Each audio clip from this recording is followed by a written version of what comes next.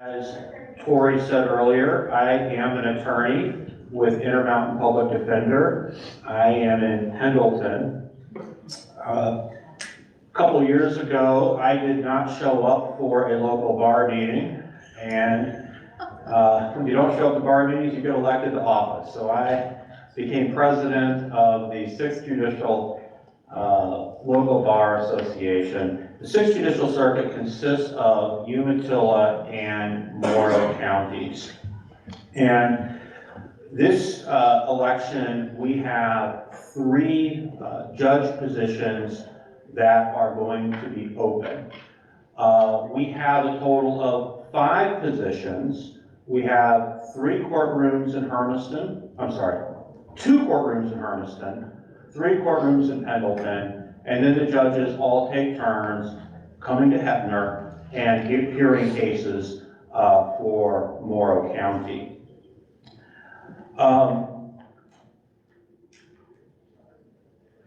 The positions that are up for election are, I'll start here and be moving that direction.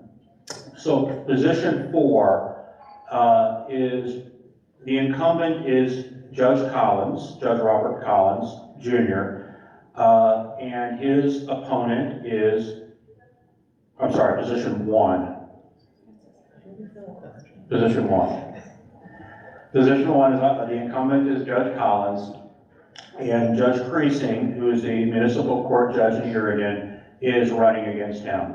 Unfortunately, Judge Collins is not able to be here this evening. The reason that he's not able to be here this evening is he has been presiding over a multi-day jury trial, and he's just not free to be able to come this evening. For position 5, we have 4 candidates this evening who are vying for that position. Position 5 is courtroom 1 in Pendleton, and it is Jill Wygant, who is an attorney in private practice in Pendleton. Judge Joanna Maricos, she was recently appointed to fill out the term by the prior judge. It was Judge Christopher Brower, who stepped down after 17 years.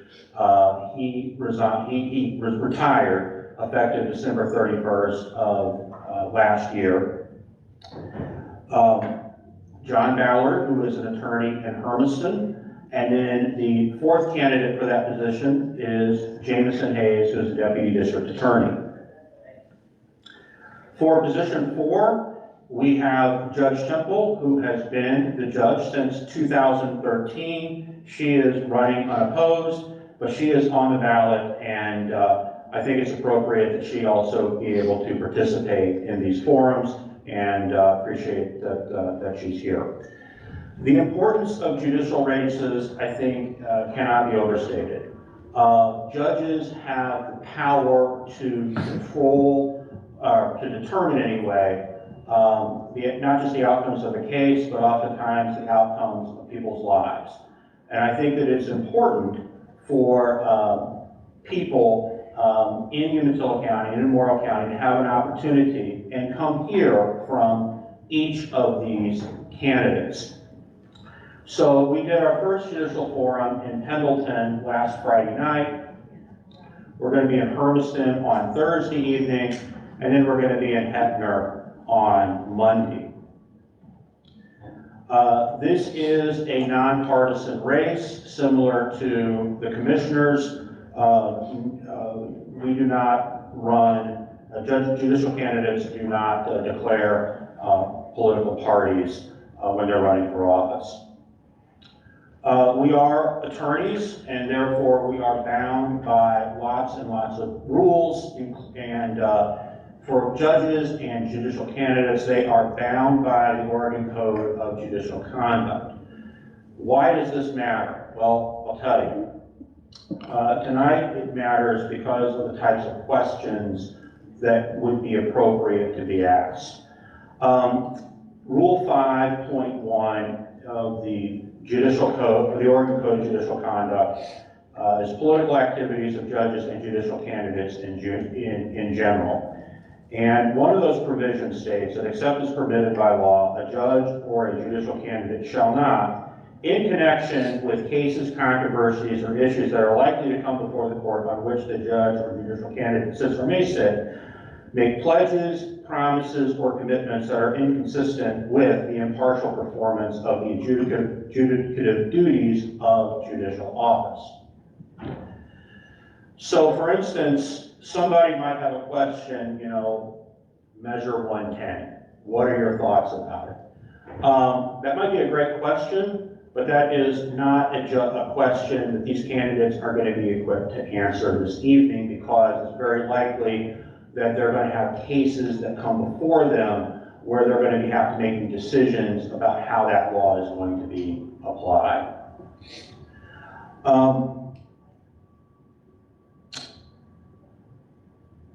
This evening, I'd like to begin by having each of the candidates make a 3-minute opening statement. And in that opening statement, I'm asking that they explain why they are wanting to seek the judicial position or seek re-election. Then I'd like to open it up to questions. And I would like to take questions from anyone that is here. If we don't have any, if you all don't have questions, I've got plenty of questions that I can ask. We'll give 2 minutes for each of the candidates to respond, and then we'll finish with closing statements of 3 minutes each. So, Judge Precinct, would you like to begin? Was the introduction, right? Yes, a 3-minute opening statement with an introduction and why you're running. All right.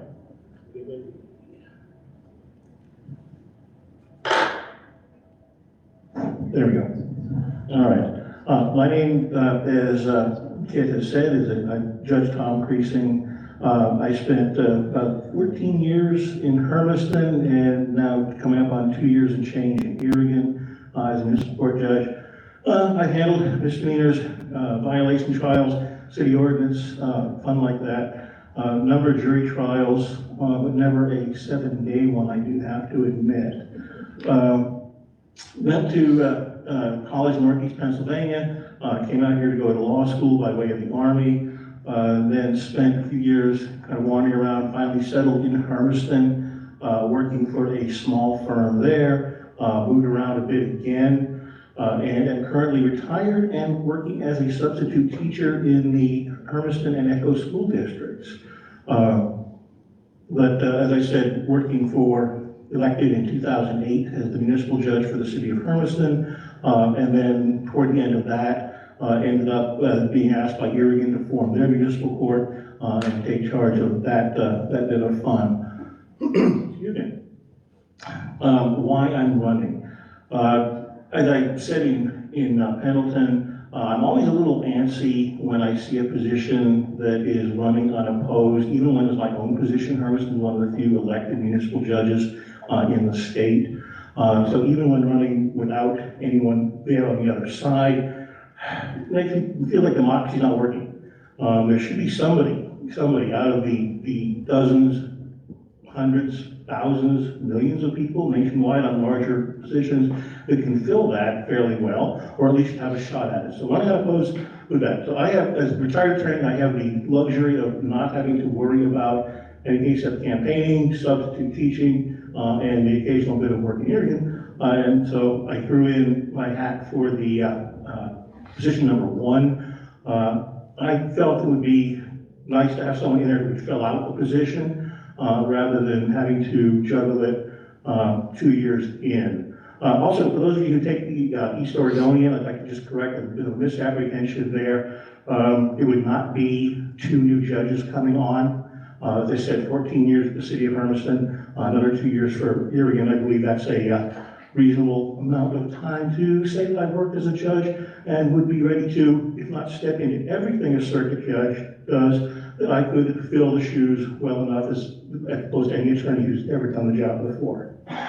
So again, I think it's important to ask for people's votes and ask them where I can. And so I'm here tonight to talk to you all about the possibility of voting for me in the upcoming election. Thank you.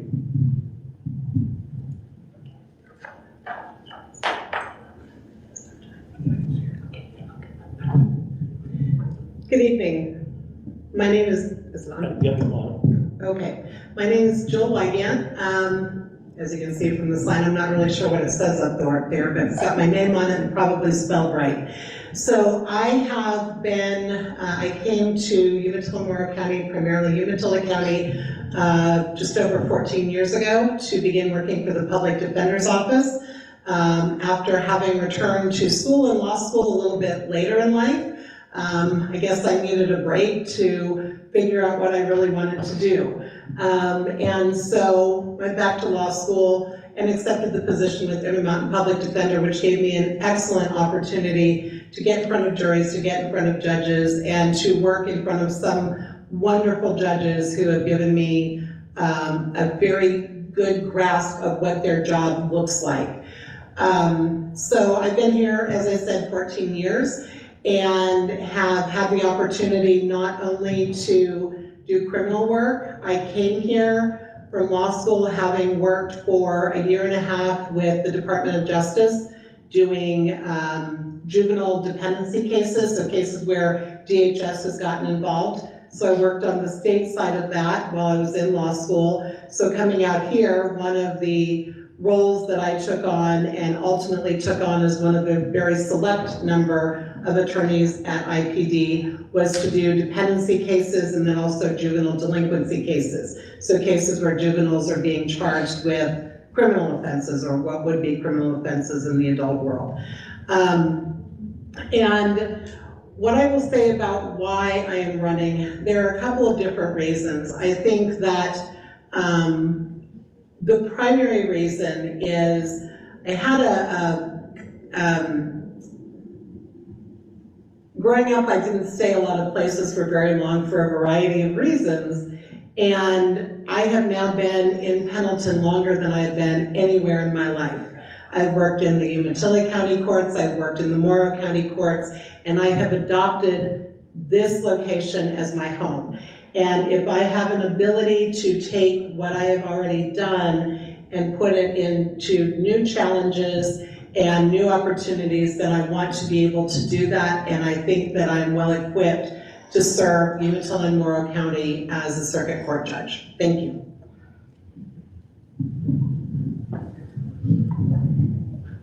I think we're on, yeah. It's hard to tell. Good evening. My name's Joanna Maricos. As I believe my sign says in front of me, I'm the incumbent for the position. Position 5 that was vacated when Judge Brower retired. I was born here in Pendleton and went to school both in Pendleton and Hermiston. I graduated after my junior year of high school in Hermiston with an adult high school diploma from Blue Mountain Community College. After that, No, just move it closer. Just move it closer to your mouth. Rockstar, how about that? There you go. All right.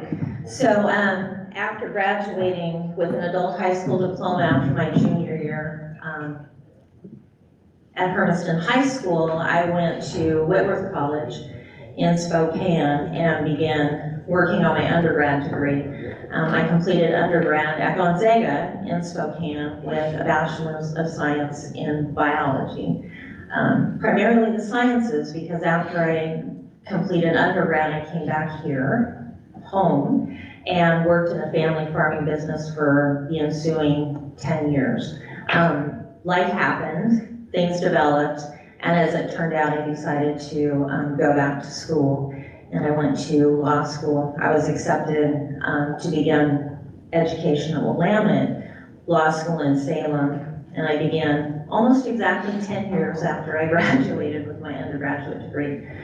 After graduating from Willamette, I first was licensed in Idaho. I was licensed both to practice in state court and federal court, and so for the years that I was first in Idaho, I did a fair amount of practice in a general firm that handled estate planning and probate matters, real estate matters, family law.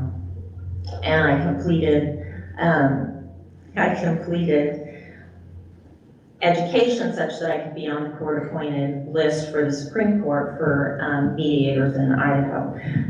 I've been back to Oregon since. I've actually been back twice from Idaho. The first time I spent time in Central Oregon, 3.5 years doing court-appointed criminal defense work with a contract with, at that time, Oregon Public Defense Services, qualified for juvenile through adult A misdemeanor or adult A felonies.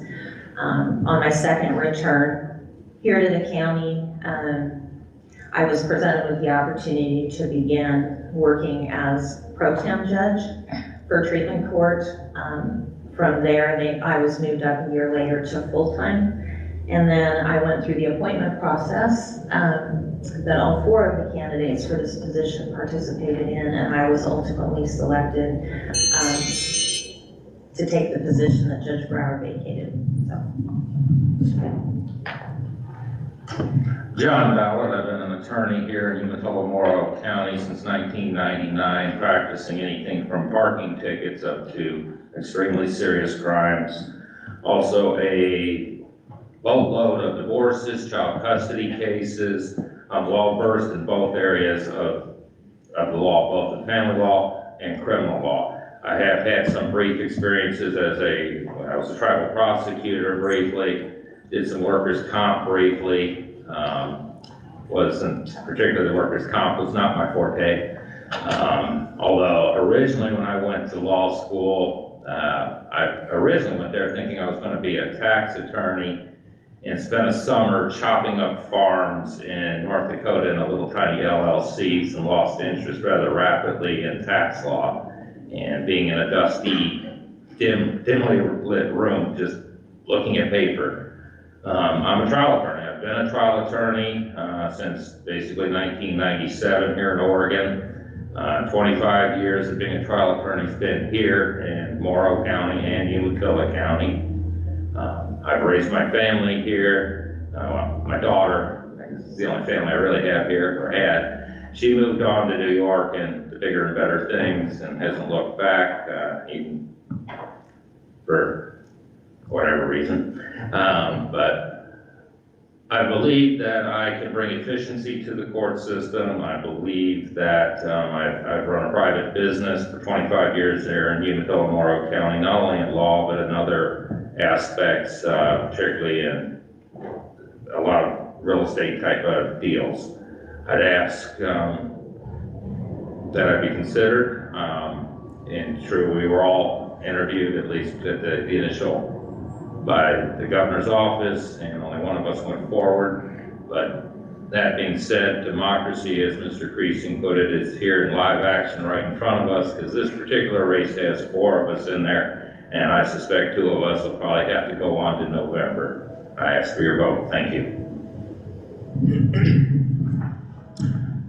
Good evening. My name is Jameson Hayes. I'm a Deputy District Attorney with Umatilla County. I grew up in rural Idaho, out in the middle of an alfalfa field. And that's where, at a young age, I started moving hand lines and breaking horses and building fences, and learned the value of hard work. Continued to do that all through my childhood and through high school.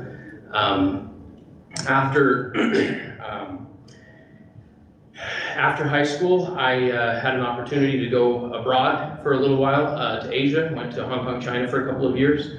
I had also, as a teenager at 12 and 13 years old, I had gone with my family to Israel for a year. Had wonderful experiences seeing different people and learning different languages. Those were great opportunities in my life. By the time I got back from Hong Kong and was trying to decide which direction I want to go, I had decided that I wanted to go into public service. Prior to going to Hong Kong, I was thinking about med school. Afterwards, public service was really what I wanted to do, and I thought that going to law school was going to give me great opportunity to have doors open up and to be able to serve in various capacities.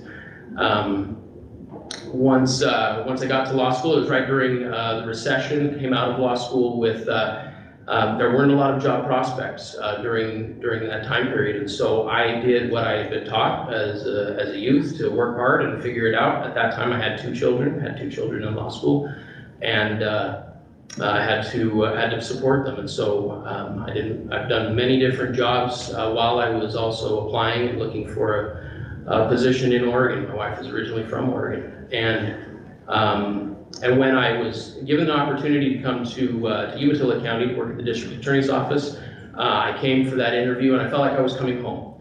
This area reminded me a lot of where I'm from, and a lot of similar kinds of opportunities here. At the district attorney's office, I have been working for 9 years now. I started out as a courtroom deputy, and I was working at the very, very beginning, trials all the time. They were traffic trials and misdemeanor trials, and for the last 9 years I've been working all the way up through murder cases, 2 of which that I had over the last year and recently resolved. And I've handled everything in between, including I work with the juvenile department. I've been doing that for the last 5 or 6 years, working with the Bent Narcotics Task Force for the last 5 or 6 years, as well as the Umatilla and Morrow County Drug Treatment Court, which I'm very proud of. I've been with them since its inception. And a lot of the work that we've been doing there has been wonderful. So that's all the time I've got. Good evening, I'm Judge Eva Temple. I grew up in Pendleton, Oregon, and like so many kids from Eastern Oregon, I vowed I would never live here. I would move far from here to the big city, but I think sometimes when you say that out loud, God laughs at you, and one thing or another brings you back home. In my case, after law school, I worked a couple years as an attorney, and I had my dad had some very serious medical issues, and so did I. So that combination led me back to Eastern Oregon so I could be closer to my family. I started out working in 1998 at the Public Defender's Office, and I think I'm law years, the oldest one at the table, maybe not biological years, but lawyer years. I started practicing law in 1996. I was at the Public Defender's Office for not even 2 whole years.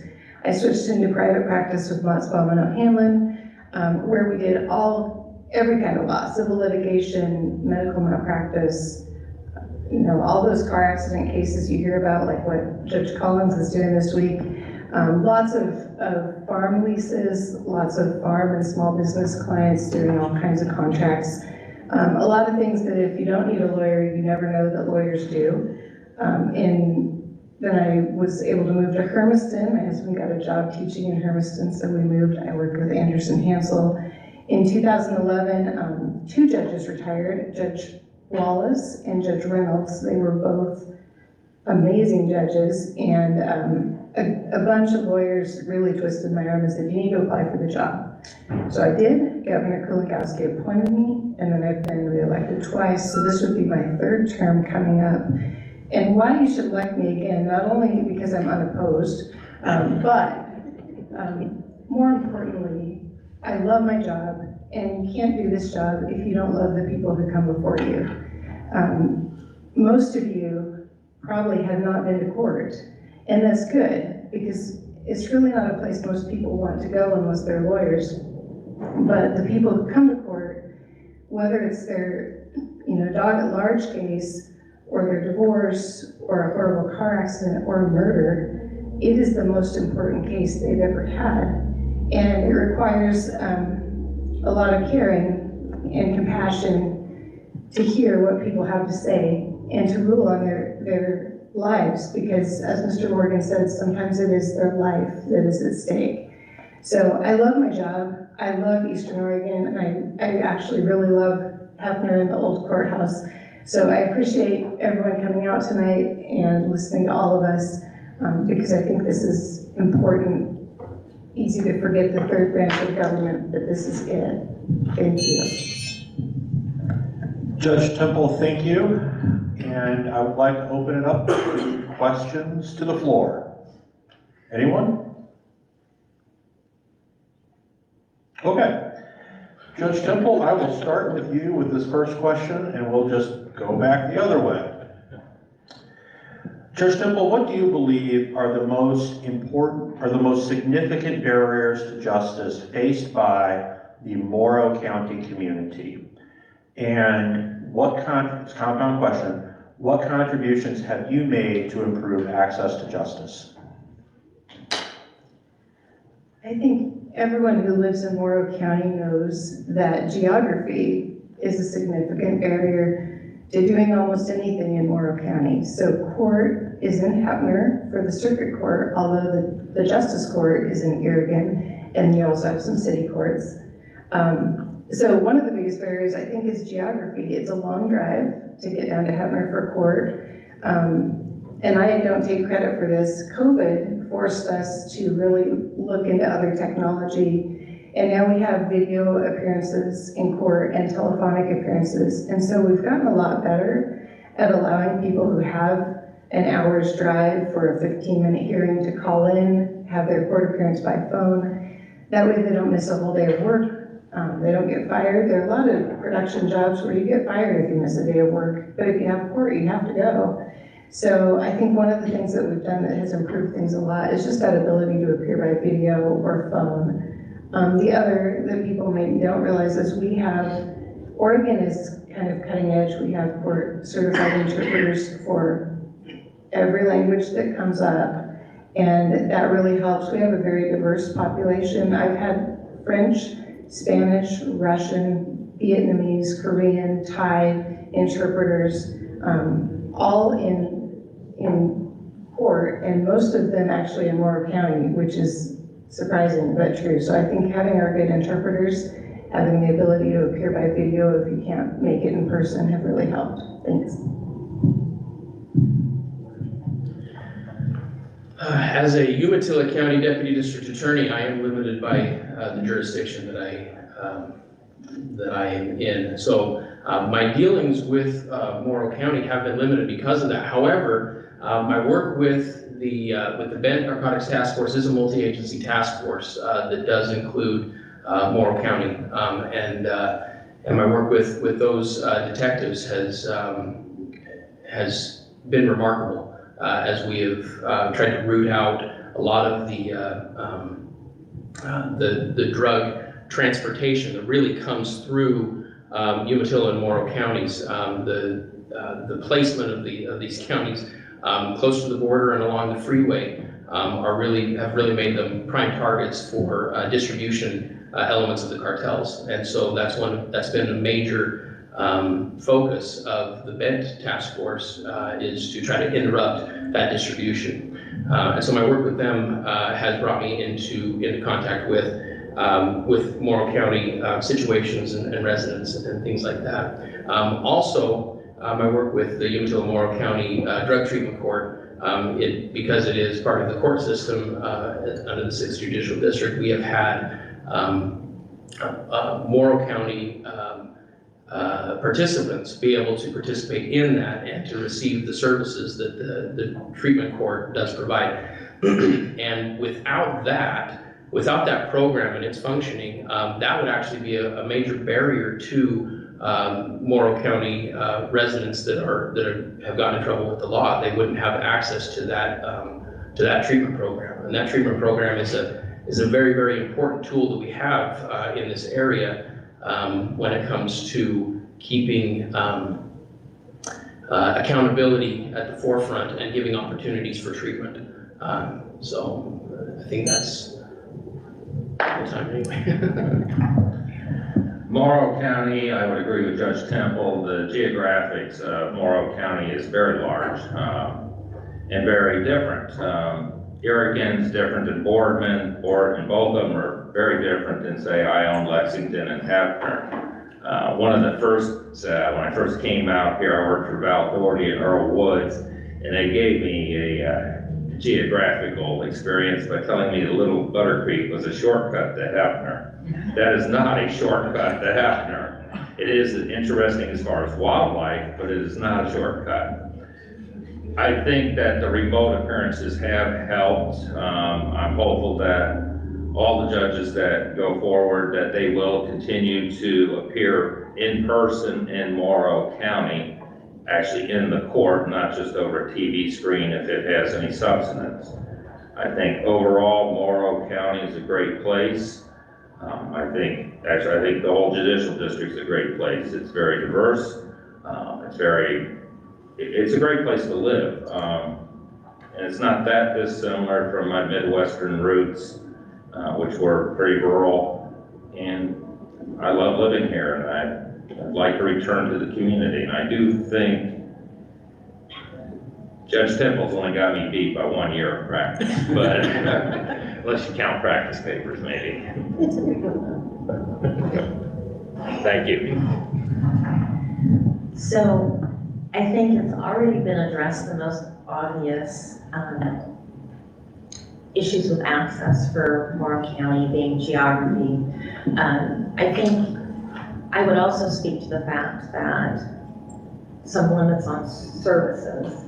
I am a treatment court judge, and Mr. Hayes Jameson and I work diligently in that program, and we have been very blessed to be able to work with now a growing number of participants from Morrow County.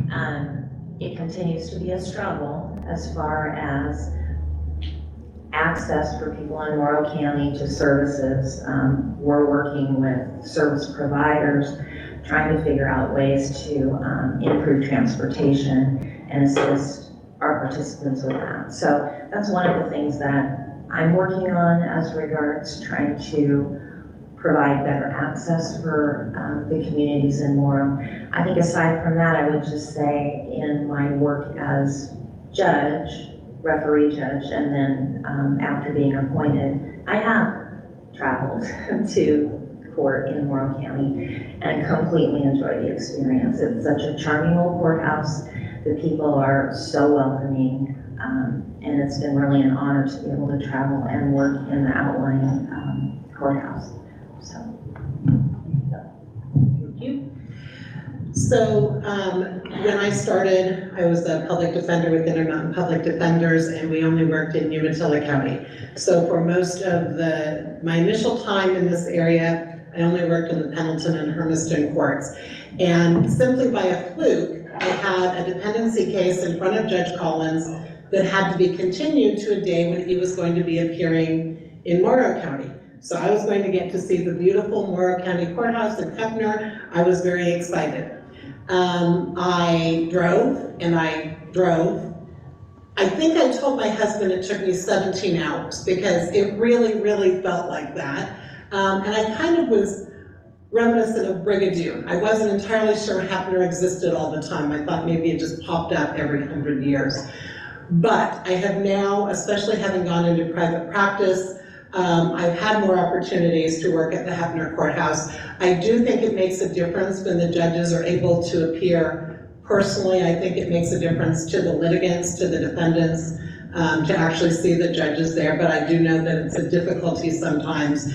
What I am aware of, and I think it's already kind of been addressed, drug court is a wonderful, wonderful program. It's a wonderful opportunity for a lot of people. It's very demanding. People who are engaged have to go to court once a week, and that would mean that has to be in person. I don't know that they're allowed to appear remotely for those appearances. So being in a position to maybe begin looking at a branch of drug court that actually exists in Morrow County, I think would be beneficial to allow those people better access and maybe make drug court a more reasonable solution for defendants who might be hindered by the idea of having to drive all the way to Pendleton once a week. Thank you. No, it's always a little bit dangerous to contradict the judge. Nevertheless, I'm going to have to point out that I had opened and closed my first office before Judge Temple even took the bar exam. Okay, I agree, Mr. Creasing is very old. I would not disagree with that. I would agree with the challenges already mentioned. Geography is tough. I did not take the Butter Creek excursion, so I did better than that. I had GPS. I'm kind of a geek. That being said, Morrow County also has the advantage of a justice court, which Umatilla County doesn't have, so a lot of those minor cases, smaller misdemeanors and so on can be handled there. Everybody talks about drug court and the challenge of that, and I would agree full on that having a judge in the courtroom with you, except for something minor like calendar resets, if you have a whole bunch of those. What nobody mentions though, and one of the things that I found out here is that there is no ex parte. One of the best parts of working in the Portland area, in Washington County, Clackamas County, Multnomah County, was there was a whole 30-minute block or more where you could find a judge just sitting there, waiting to talk to people. One of the things that I did as a judge in Hermiston, and I also do as a judge here, if you need to see the judge, you can come in and see him. You can talk to him about stuff. This is important for things like driver's licenses. I have lost track of the number of people that I've talked to, how to get their driver's license back. What do we do for you? How do you help people? Everybody talks about drugs, highly important, essential. But what about the average person? And I think that's a challenge that every court, whether it's Morrow or Umatilla, faces, and it's one that I would love to have the opportunity to rectify if I am elected. Thank you. So your district attorney, Justin, has a question. If I remember correctly, I think it was back in 2008 when, and prior to that time, Morrow County always had one judge that would come every week. I believe that would be Judge Wallace, his judicial assistant Nancy is right in the back there, and remember that coming every time. After he went on duty, military service for about a year, that's when the rotation started.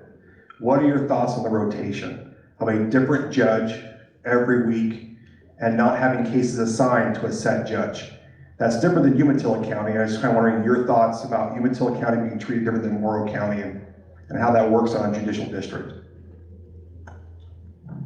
And so for this, I think I'd like to start with Ms. Wygant, and we'll work our way this way, and we'll finish with Mr. Priesting, Judge Priesting, sorry. Thank you, Kit.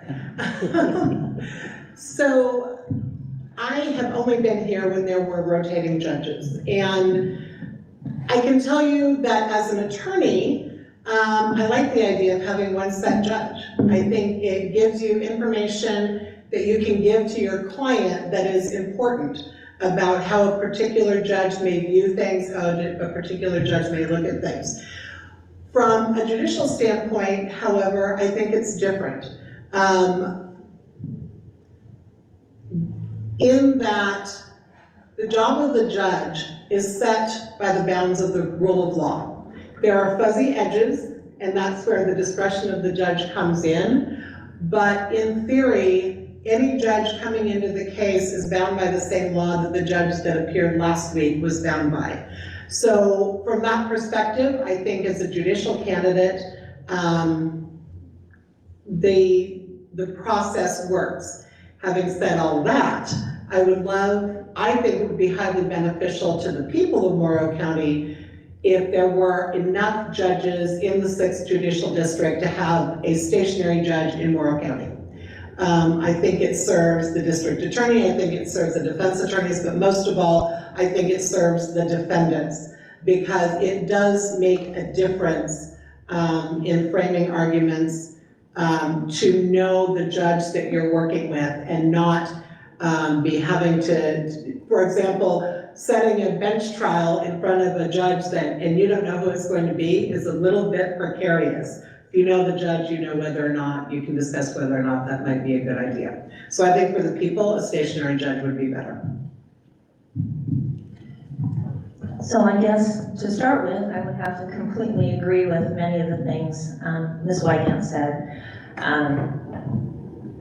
As far as from the judicial position, the law's the same, no matter which judge it is that's sitting a case.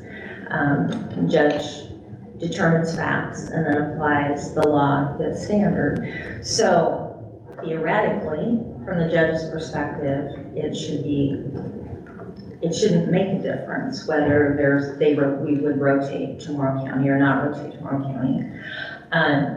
That said, in the year and a half I've been doing some work on the bench in Morrow County, I had the opportunity to sort of do both.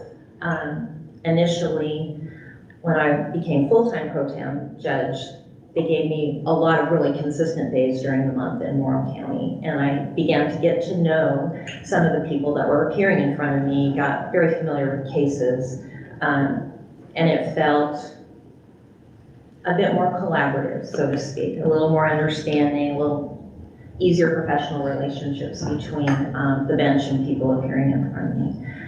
That said, it's a big struggle. The district caseload is so large, and we really are short, I believe, a full-time judge, to serve in that sort of a way. So I think it would be amazing for Morrow County to have a dedicated judge. But I really want to say that in my experience sitting, the judges are doing their level best to give amazing service to Morrow County. The people of Morrow County are important to the district, and we strive to serve them. Ideally, we should have a couple of dedicated judges for Morrow County, one maybe for civil and one for criminal that can flip-flop back and forth as needed. Right now, it's hard to get court dates in Morrow County. I mean, it used to always just pretty much be just Thursday, and if you happen to have a trial, you're lucky if you started before noon. Now it's a little better because some of it's been bled off into apparently Wednesdays and Fridays, but there really need to be more court dates for Morrow County in general. A dedicated judge knows the community a little better. I mean, I'm very familiar with Morrow County. I know the people here, but the dedicated judge also knows that they have, if somebody's saying something, it's hard to snicker or snowball somebody when 2 weeks ago, 3 weeks ago, a month ago, you don't recall what I told you, sir? And if you got rotating judges, sometimes you can snugger one of them, or the defendants can try to snugger them.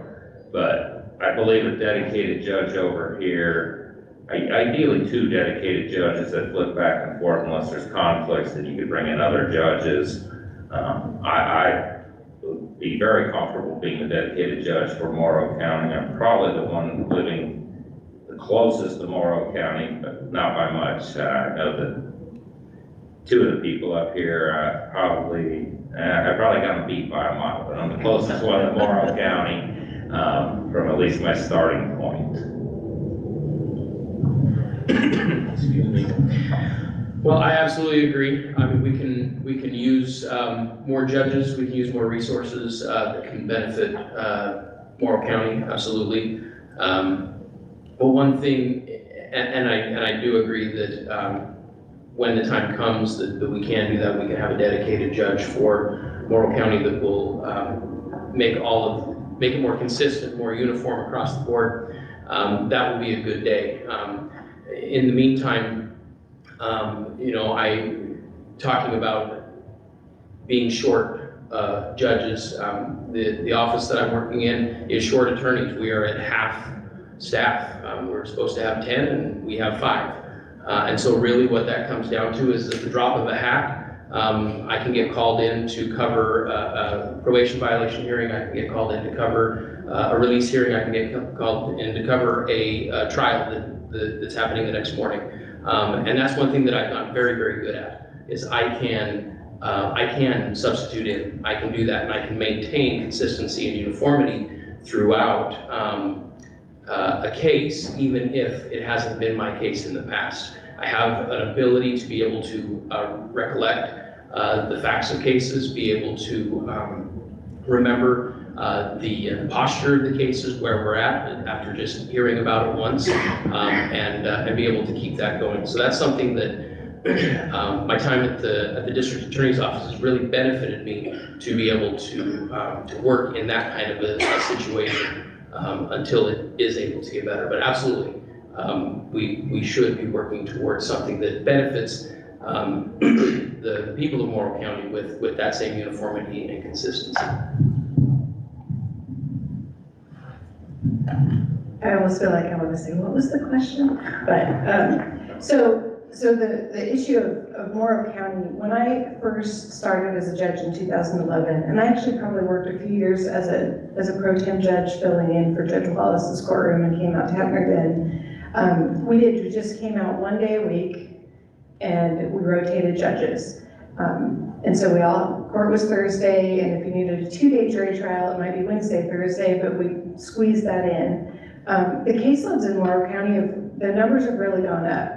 And I think probably in about 2015, 16, 17, somewhere in there, I actually volunteered to do an extra day, so I do Thursday, Friday on my rotation every month, because we just couldn't get the work done fast enough, and it slowed down the docket. Civil cases never got heard because criminal always takes priority over civil. So if you had a divorce and a defendant in jail, the defendant in jail gets to go and the divorce gets bumped. So I think the good thing right now, our current team of 5 judges is maybe the best we've had since I've been a judge, in that 3 of us are well-versed in civil and criminal law, can do juvenile cases, criminal cases, civil. So what we're doing now is Judge Collins and Judge Maricos and I are doing 2 days a week on our Morrow County week. So that's guaranteed 6 court days in the month. And then Judge Hill and Judge Llewellyn are actually it's not guaranteed 6 because Judge Collins and I trade places. So Judge Hill and Judge Llewellyn are the opposite weeks with the civil judges, and they're doing criminal, and they are trying to set their criminal trials during their own week. So they could give you up to 5 days for trials during their week.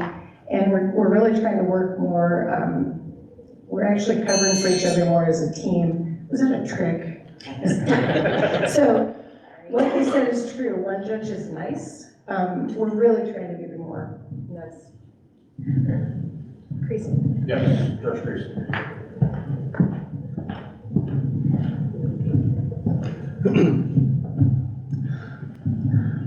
Just give us a tad of Mr. Hayes' thunder. Public service. That means it's service to the public. A dedicated judge has all the advantages. Perhaps it's the Thursday setting that's a problem. Perhaps a Monday might be better, or a Tuesday to cover those 2 or 3 day trials.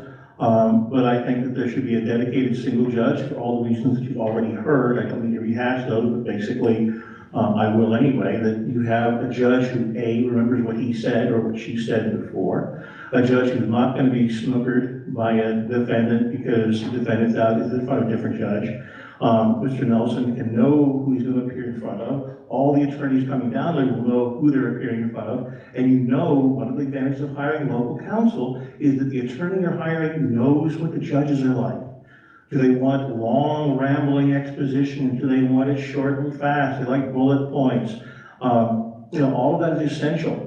And I think it just does a bit of a disservice to not have a judge in the courtroom, again, without obviously the short settings or stuff like that, because you have days like that, we're just setting trials and stuff, and those can be done on the phone. But if you've got trials, if you've got hearings, you've got people in front of you, you want the judge there, and I think it's better service to the people, it's better service to justice if you've got the same person being there all the time.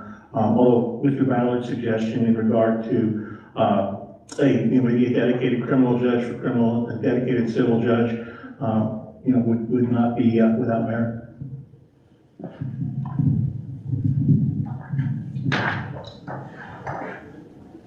Next question. How do you interpret the law, and what principles guide your judicial decision making? We'll start with Mr. Hayes on this one.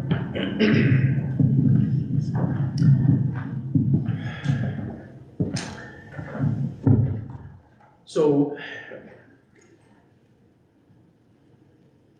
decision-making is an extremely important part of all of this. And I guess just to start off with, that is the very thing that a deputy district attorney does every day, day in and day out, is making decisions. We make decisions many times a day about who to charge, what to charge, when to charge, why to charge these crimes. And so that's something that is extremely important, something that I've now been doing now for 9 years. And so the decision-making process for a judge is really everything. That's what a judge does. The judge hears the facts, applies it to the law, and makes a decision. The most important thing that I have learned in my practice as a prosecutor has been that striving to make decisions and make the right decisions. And it is a very, very difficult thing because there are so many things that can pull, so many different facts that are different in every single situation. And but that has been kind of the mantra of my practice at the district attorney's office, is making decisions and deciding, making the right decision. That makes sense. Making the right decision, the guiding light of how that works, and making right decisions take on so many different things. They have to be within the confines of the law. They have to be what is in the best interest of the public, for public safety. Also taking into consideration victims' rights, victims' needs, and also considering some of the things that a defendant may need in order to be able to better their life. And I think that those are all the things that a judge needs to be able to take into consideration that I've been able to work on and do well in my practice as a deputy district attorney. Which way am I going? Yeah, Mr. Ballard. What was the question again, just real quick? Well, I'm gonna need the microphone. Where'd yours go? Yeah, where's yours go? Oh, okay. How do you interpret the law, and what principles guide your judicial decision-making? Determining the laws somewhat straightforward, some of it's voodoo. We look at cases from the past and see how they're going to apply in this time frame under whatever statutory basis. You always start with the statute, then head into what court decisions have been in the past. My decisions are based on doing the analysis, applying the facts to the law, and taking some of the human factor to it and applying it in a way that hopefully the outcome is correct. Every attorney, just like everybody in society, makes decisions every day. Some right, some wrong. It's what it's called the practice of law. None of us are perfect. We're still practicing. Do I make mistakes? You betcha. Any attorney that says they haven't made a mistake is not being very forthcoming. But at the end of the day, it's got a human factor, but it also has the analysis of law being applied to facts. Whether that be in a divorce, whether that be in a criminal case, whether that be in a wrongful death case, whether that be in a juvenile dependency case.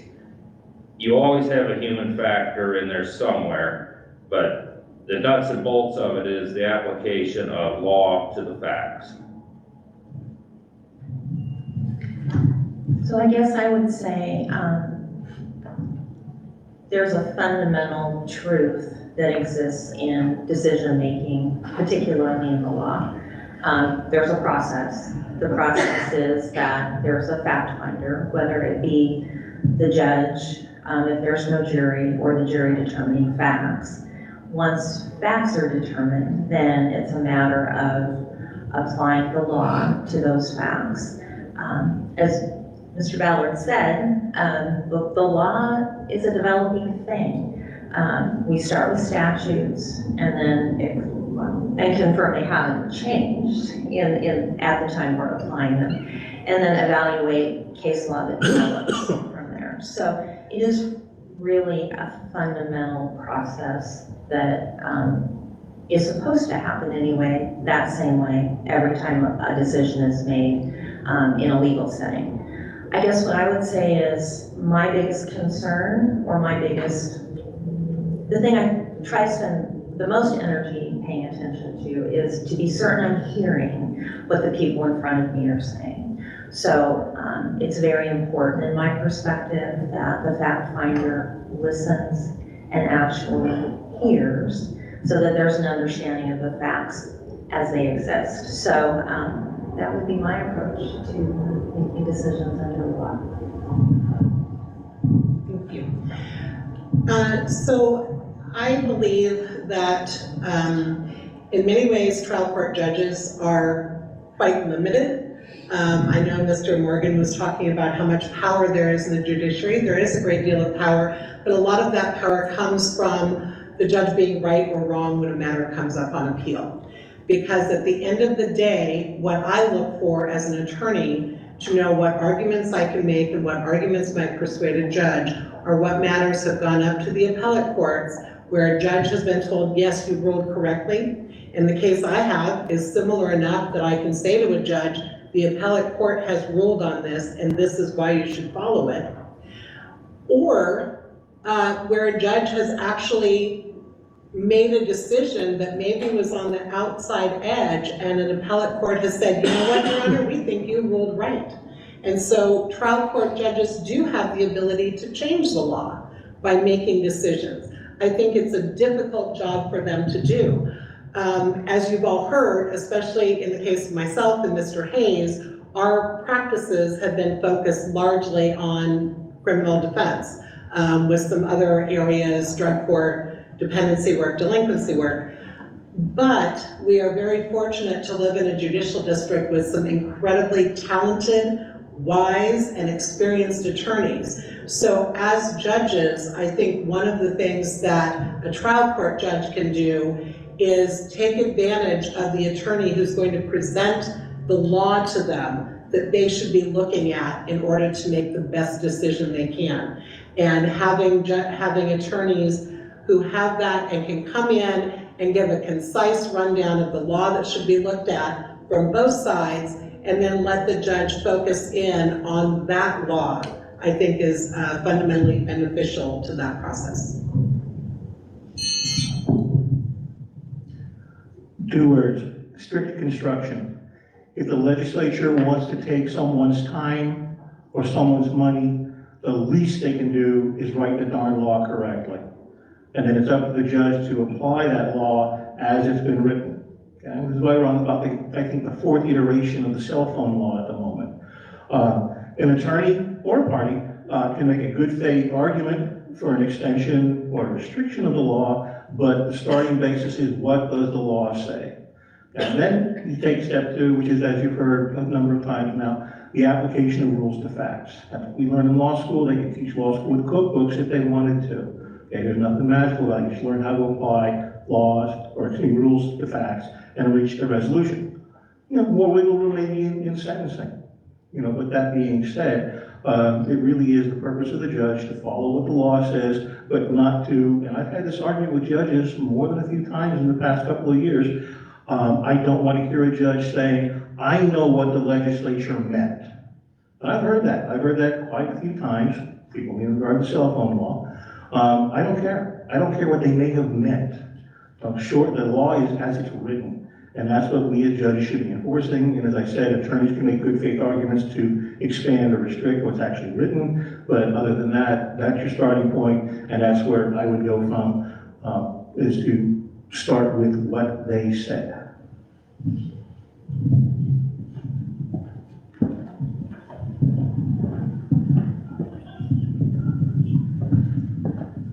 So I agree that the starting point is the law when you're deciding about the law. You read the statutes, you read the Constitution, Oregon, US, you read the case law. But I think the thing that is most important in your decision making is that you have integrity and that you have courage.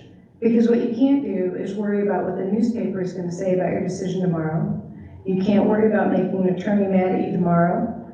You can't worry about those people in front of you who are going to be, at least 50% of all customers are not going to be happy with the outcome because this is court.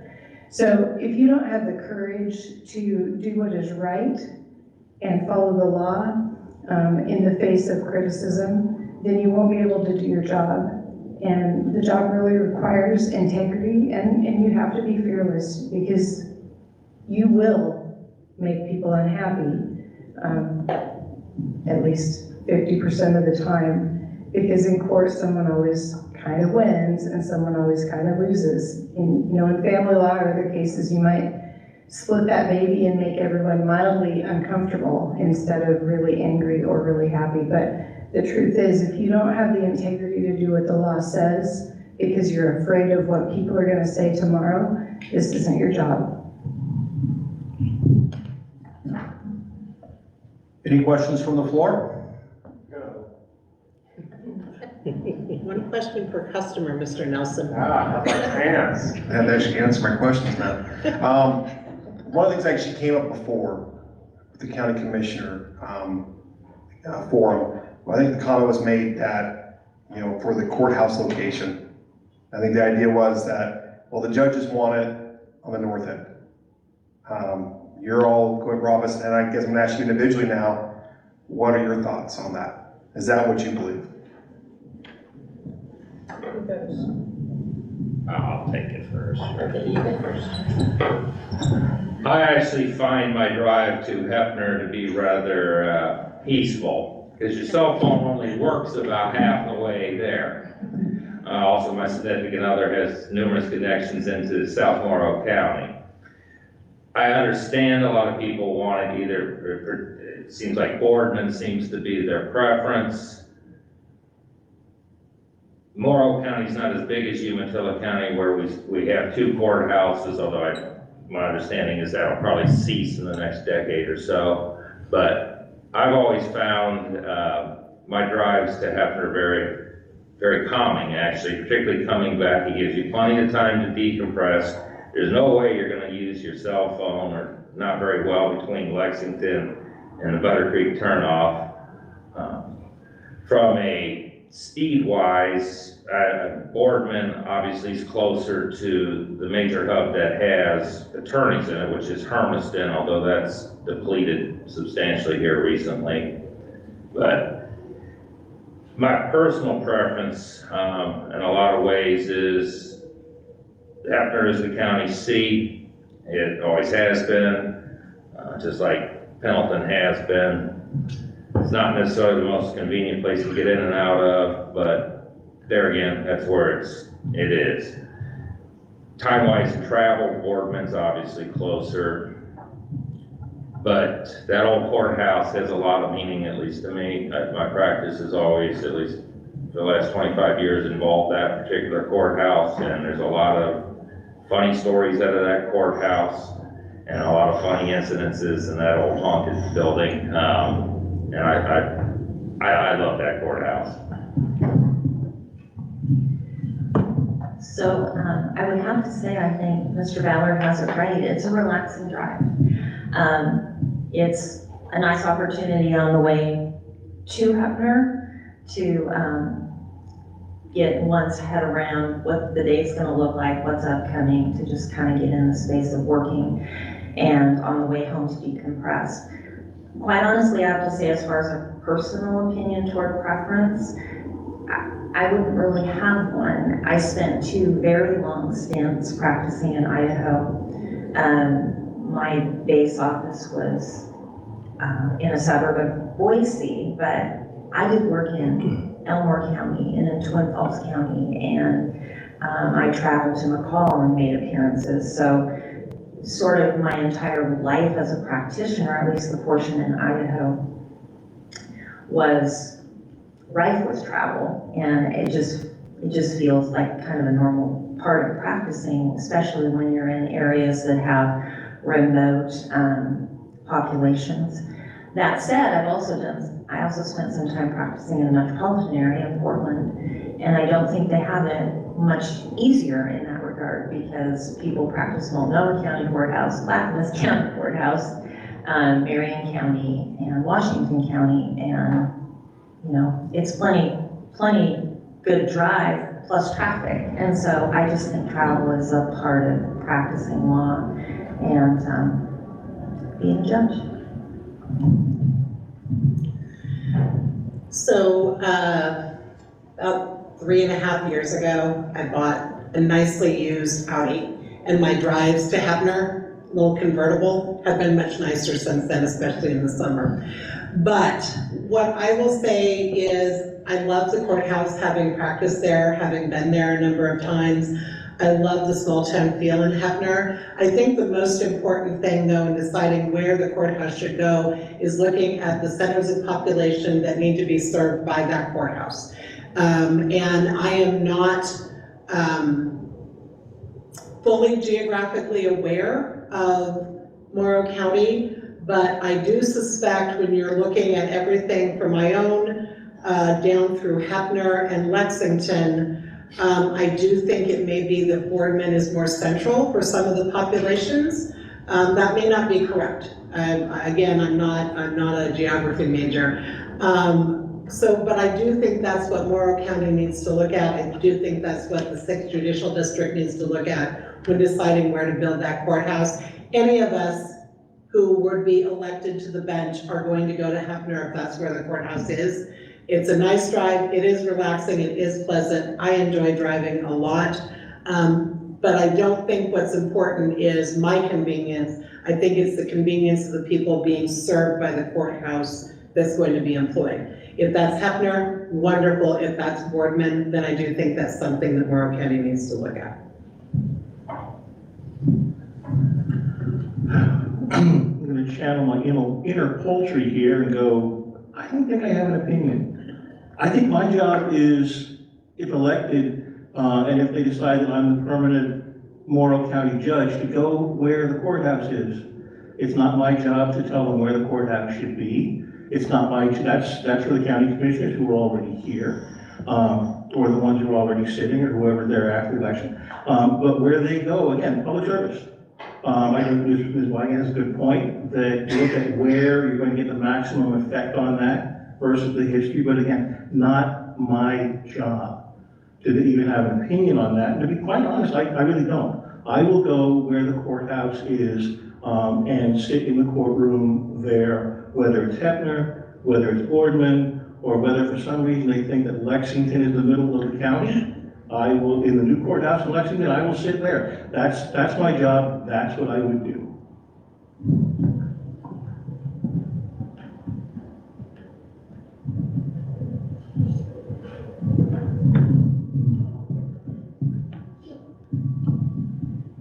So I agree, we don't have any say in where the county commissioners put the courthouse. Oregon's kind of an odd state, the county supplies the state courthouse. We serve you, we go where you tell us. One of the things I know Mr. Nelson, SDA, a long time ago, it seems like, got a grant for a vehicle to help victims get to court. So his victims assistance advocate could bring people to court. I hear restraining orders from Morrow County almost daily by video. And so even though I can't drive to Hefner every day for court, people are coming to court in Hefner. We connect by video, and I can hear their case and grant their restraining order if they need it. Before we have a lot of that, they might have to wait until Thursday. If you think someone's going to kill you before Thursday, you don't want to wait. So we'll do, I think everyone at this table is going to do their best to do the job wherever you need us, whether it's 2 a.m. at the Boardman Police Station or by video, because there's no other way to do it. And whatever you build or don't build, we're going to come to work. If you build a new one, I'm going to really miss that great old building. Maybe you could keep it open for special court occasions. I don't know. Thank you. So I'm left with just saying I concur. Good job. Don't really know if there's a reason for me to take up any more time. I will grow where I'm planted. That's just the way that it's gonna be. I agree. It's not my job to make that decision. Somebody else will make that decision. I'll do the best I can wherever I'm at. Even if it's a broom closet in Boardman. We can hold court wherever, so. Do we want this to be the last question before closing statements? Okay. Last question before closing statements. What steps would you take to ensure impartiality and fairness in your courtroom? Starting with Judge Maricos. So I guess in answering this question, it kind of takes me back to a prior answer. One of the things that's really important to me in my courtroom is that I feel assured that I'm hearing what the people in front of me are saying. Once I feel comfortable that the people appearing in front of me have a voice and they're communicating effectively to me, then I believe that I am in a much better position to make an appropriate and equitable decision in the circumstances. So there are already many things in place. We have interpretive services. I think that's already been discussed for people with language barriers. We have hearing assistance in the courtrooms now for people that have issues with hearing to assure there's no barriers in that way. The only other thing I would say that I endeavor to do is to do my level best for people that appear in front of me to feel comfortable enough that they can be honest, that they can speak their truth, talk about the things that they're in front of me for. And as I said, once I feel comfortable that people are communicating with me effectively, that just facilitates me in doing the best job I can do. So, this way or that way? This way. Okay. So recently I began acting as a pro tem judge in the Pendleton Municipal Court. And the first appearance I was going to have there was scheduled to be originally a jury trial. And I thought, okay, that's fine. I can oversee the jury and do all of those things. And then I was notified it was no longer going to be a judge trial, it was going to be a bench trial. So that as a brand new judge, the first thing I would do would be not only the finder of law, but the finder of facts. And I had to think about that a lot, and I had already thought about it prior to putting my name in for the appointment for this particular position.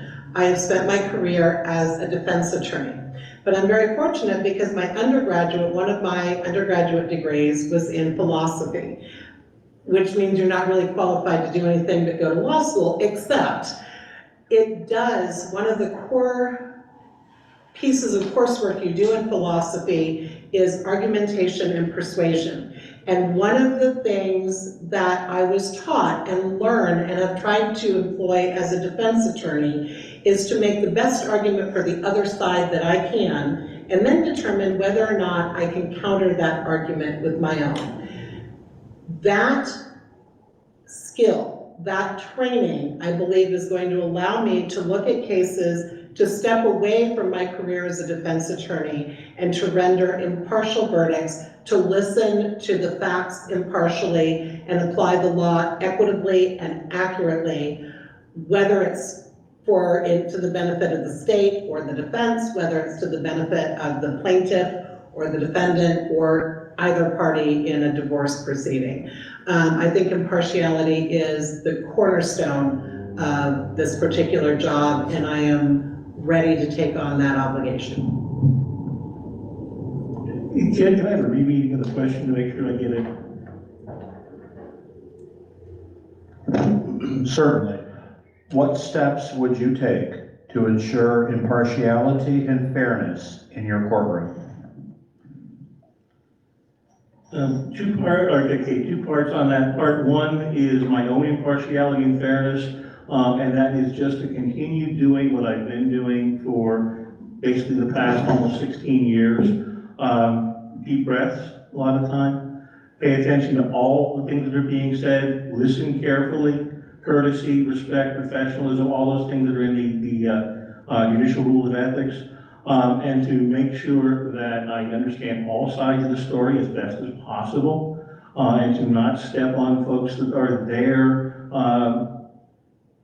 in the sense of don't ask questions that an attorney or a party has failed to ask that you think might be relevant.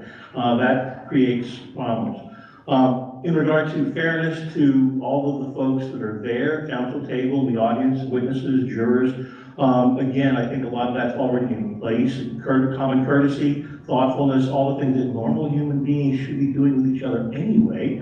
But adding into that, we're talking about interpreters, making sure that there is everything available for them so that they do have the opportunity to tell their story. They do feel that they're being heard and listened.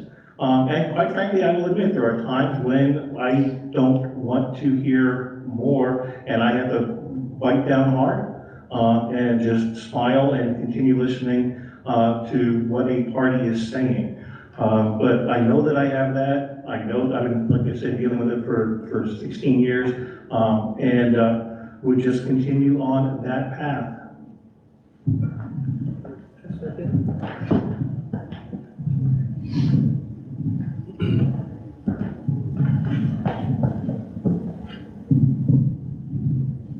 think people feel like the process has been fair when they know that they've been heard, that you let them tell their story, and that you listen carefully. But when it comes to impartiality and how do you do it, a lot of cases are easy. Most traffic cases, the defendant comes in and says, I really was speeding, but could you reduce my fine? Well, that's an easy one. You already know they're guilty. The cases that are hard, sometimes you have to wrestle with, and those are the ones judges say, I'm going to take this under advisement, and what that means is they're going to research the law, they're going to write an opinion, and if they don't like that opinion in the morning, they're going to write it again. If they don't like it the next day, they might have to write it one more time, until you know that you have come up with the best decision you can, and that's, some of them are hard. When you're trying to decide which great parent gets custody, that's hard. And you just have to work really hard to do what is fair and what's going to be in the best interest of all the parties involved.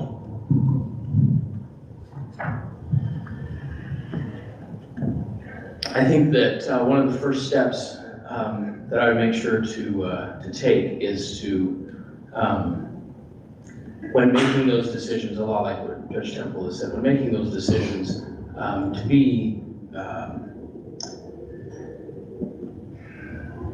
methodical, to have a plan in place on how you're going to make those decisions, and to set up a framework really for yourself on what the things are that you're going to be taking into consideration on any given case. Facts are always going to vary in most cases, and so for me, I think taking a step back, not rushing into something. I've had some situations with different judges where making a decision before you know all of the facts, it can be a rash decision. And so slowing it down and making sure that you have heard all of the facts, making sure that you do know what it is that you're about to make a ruling on. Ask questions. I think that's a step that a judge is fine to take. We don't have to sit there and be all powerful and everybody assume that we actually know the answers. Ask questions. Even if the attorneys haven't asked the questions, especially if the attorneys haven't asked all the questions that need to be asked, a judge who's making the decision needs to ask questions to make sure that they have all that information. And then listen to the answers. Don't disregard those answers, or what you think somebody may say. There may be something in there that is going to make all of the difference. And so I think for me really is slow it down as far as that process goes, but always keeping a firm hand on the time management, because when you spend too much time on one defendant, somebody else gets shortchanged at the end of the day. So you do have to be careful about that. I think that listening and consistency in rulings is very important. That particularly like in family law, there shouldn't be a whole lot of deviation in parenting plans. The application of who's going to be the custodial parent is usually fairly straightforward most of the time. Granted, not always. I've been pro tem judge in Hermiston since I think 2008, 2009.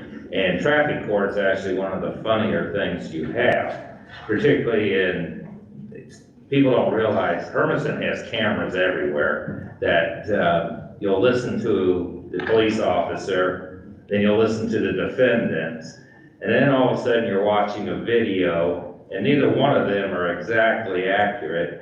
So you got to kind of hit it as you see it. But then sometimes you hear things that are just bizarre and you're watching the video. You know, the light was yellow. Yeah, the light was yellow 35 seconds ago.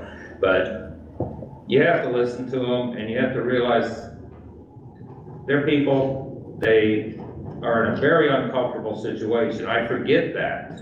I had a case, a million years ago now, where I had somebody actually pass out in the Hefner courthouse while they were being arraigned when the judge was reading off the maximum sentence at arraignment, and they kind of freaked out and just literally passed out, banged their head on the table and went to the floor, were brought back by court staff and the sheriff's department. But I think listening and consistency, particularly with the consistency with the application of law, there shouldn't be two different outcomes if you have virtually the same factual basis. It should be consistent. It shouldn't be all over the board. I mean, there are a lot of people that challenge parking, or not parking tickets, but speeding tickets in particular. They're banking on the police aren't going to show up.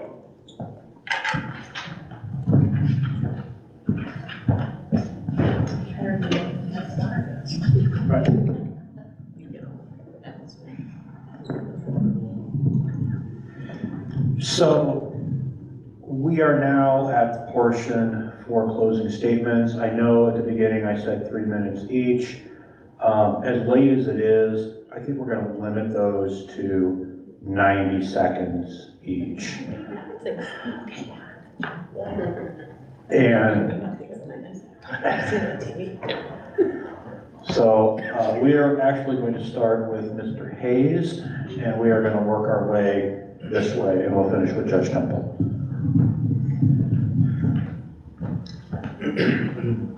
When I was a new deputy district attorney, I had an opportunity to do a judicial settlement conference with a visiting judge.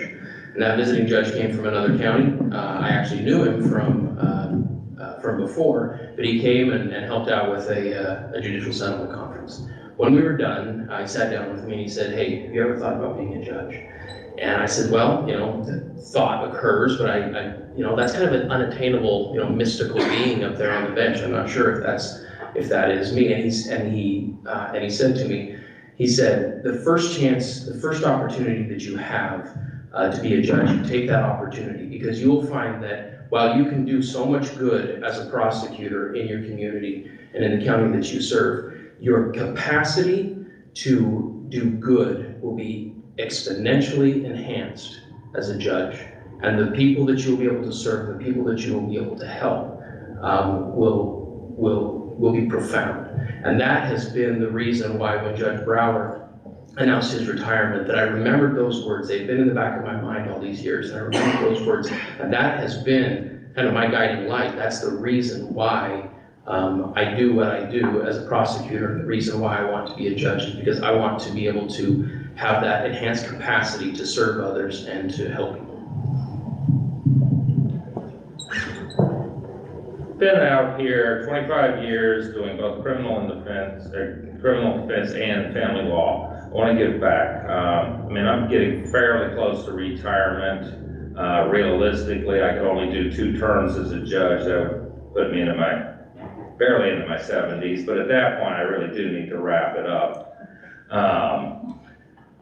Overall, I think I'm fair. I think I'm consistent. I'm a known variable here, and I know the players. There's some unspoken rules, and then there are obviously written rules, but been here 25 years. I've done an immense amount of cases. I've helped a lot of people. And as Judge Temple said, that I'm not afraid to tick off people, and sometimes that's what has to happen. So I guess I'll start my closing statement sort of where I began my opening statement. This is my home. I was born here. I have admittedly lived a number of other places and worked a number of other places, but ultimately something has always brought me back here. This is my home. These are my communities. And I guess what I believe I bring to the table for this position is number one, experience. I have broad legal experience and practice, both at the state and federal levels in many areas of the law. Aside from that, I'm a believer in ethics. I've strived my entire legal career to function in a way that demonstrates that I'm invested in ethical practice. It's what I would bring to the bench. And finally, I'm committed. I am committed to serving the communities here with integrity. So for those reasons, I would appreciate your vote for the position. I came to the practice in law a little bit later than probably anyone else here with me. That was after living an incredibly varied life. I had a mother who was deaf, and I grew up with her achieving not only a bachelor's degree, but 2 master's degrees.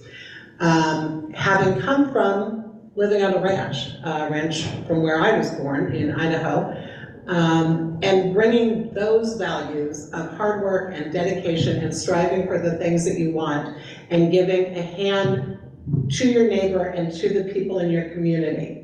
And that's what I want to bring to the table here. I have, through my life, worked with and facilitated accessibility through a number of different diverse groups, disabled, minority groups, LGBTQ groups. I've engaged in all of those, knowing that these are people that are coming into a system that is complicated and confusing. And one of the things that I think I brought as a defense attorney and continue to bring and will bring as a judge is recognizing that everybody who comes into the courtroom is afraid. Everybody is concerned. Everybody is confused. And my job and what I will strive to do is make that experience as non-painful as it can possibly be, and to make them feel heard. What I found in 15 years plus of working as a judge is I'm going to steal a bit of Mr. Hayes' thunder and basically say I agree. The opportunity, not just the excitement of getting up and wielding the gavel of doom, it's the opportunity to help people. And not just the folks that we always think of, but anybody. There are a lot of folks that come into that courtroom and they're afraid, they're worried, apparently they pass out.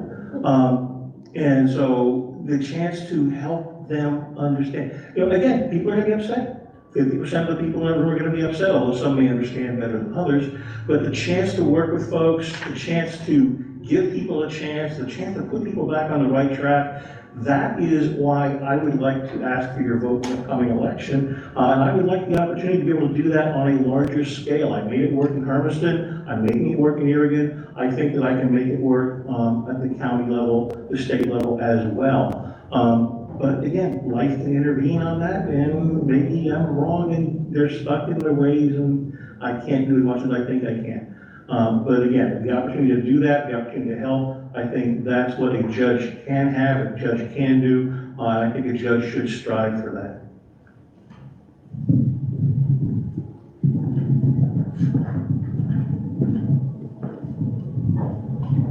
First, I want to say thank you for staying up after my bedtime at least. And I appreciate you coming out. I know this isn't exciting for everyone, so I really am grateful that you're here. I just want to say all of these people, everyone up on stage tonight, these are my friends and colleagues, and they're all good people here.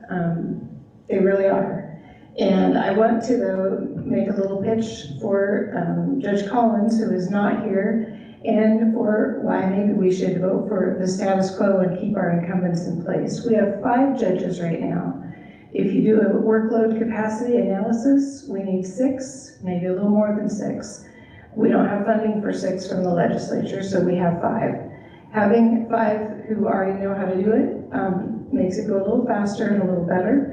But again, I say these are all good people here, and I like and respect, I guess I even love and respect all of them. But Judge Collins is working because he has a jury trial, which means he's working nights. There's always a lot to do every evening after the jury trial ends.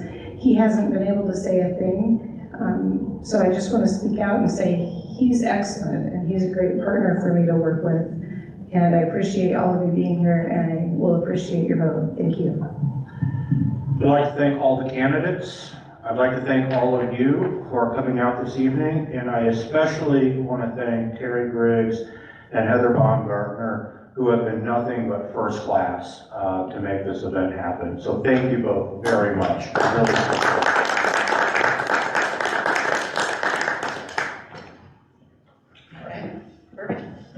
Thank you, everybody. everybody, for staying with us so late, and until next time, and like I said, you can review this on our social media, and also it will be posted on our YouTube channel at Boardman Chamber of Commerce. So thank you, and have a good evening.